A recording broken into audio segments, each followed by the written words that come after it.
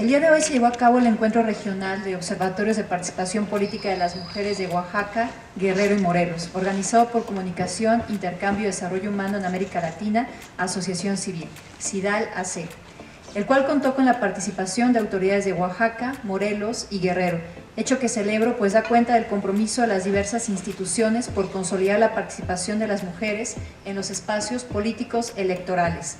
La presencia de las mujeres en los espacios político-electorales es cada vez mayor.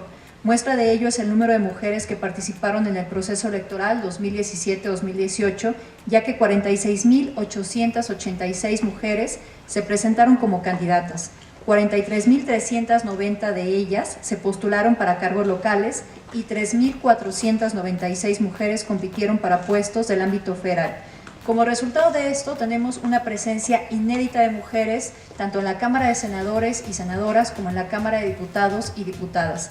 En la primera tenemos una presencia del 49.2% de mujeres, lo cual nos coloca en el tercer lugar del ranking internacional en la Cámara de Senadores y Senadoras. En la segunda tenemos una presencia del 48.2%, colocándonos en el cuarto lugar a nivel mundial. Los congresos de los estados no se quedaron atrás. Después de las elecciones de 2018 tenemos en 5 entidades federativas paridad y en 11 entidades federativas incluso hay más mujeres que hombres en los congresos. Los resultados son muestra de los grandes avances en la materia. Sin embargo, es importante mencionar que estos resultados son objeto o los tenemos gracias al trabajo conjunto de las autoridades electorales, sí, porque no solamente implementamos el principio de paridad de género, sino también acciones afirmativas.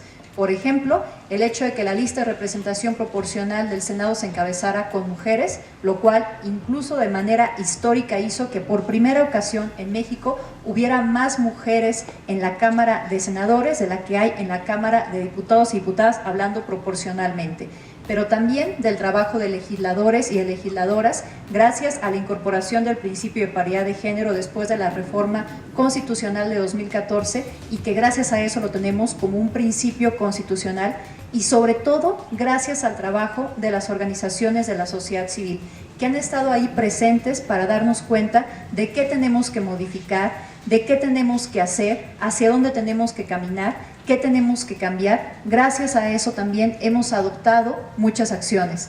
Se mencionaba lo que pasó en Oaxaca cuando de repente 6 presidentas municipales presentaron sus renuncias. Varias de ellas mencionaban haber sufrido amenazas para presentar estas renuncias.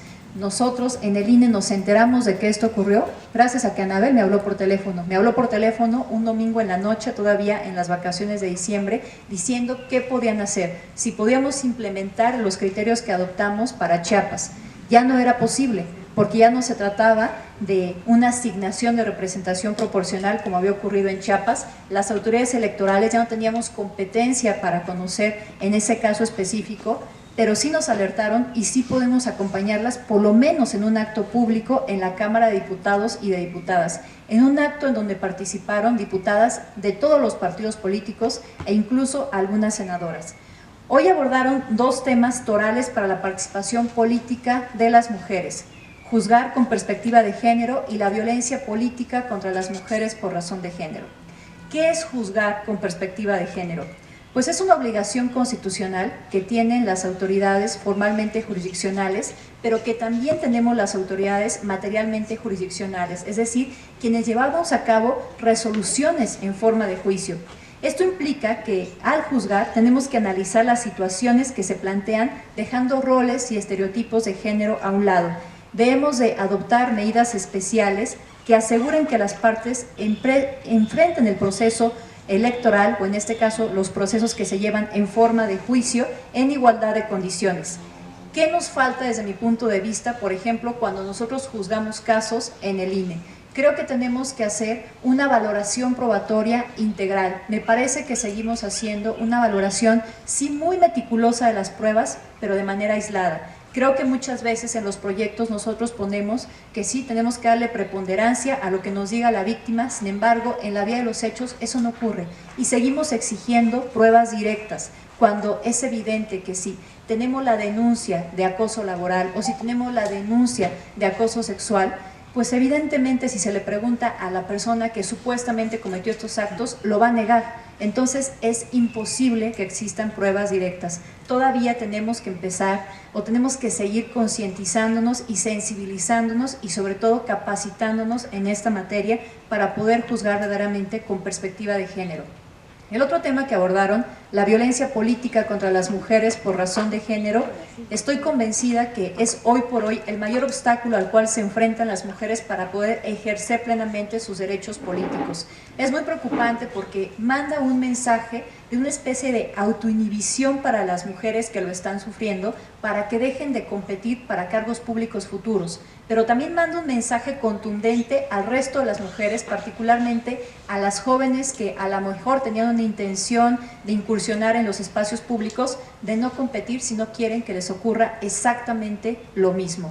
Esto se suma a la falta de tipificación de la violencia política contra las mujeres por razón de género a nivel federal y en la mayor parte de las entidades federativas. Únicamente en 10 entidades federativas se encuentra tipificado.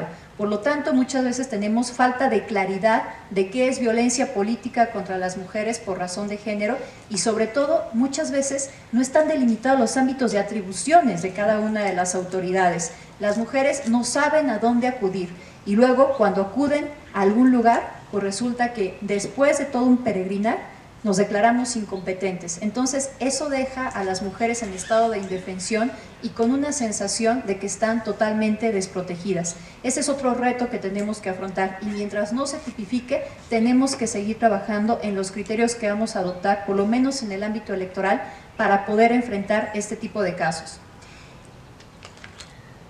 No puedo dejar de reconocer el trabajo que las organizaciones de la sociedad civil han realizado en favor de la participación política de las mujeres.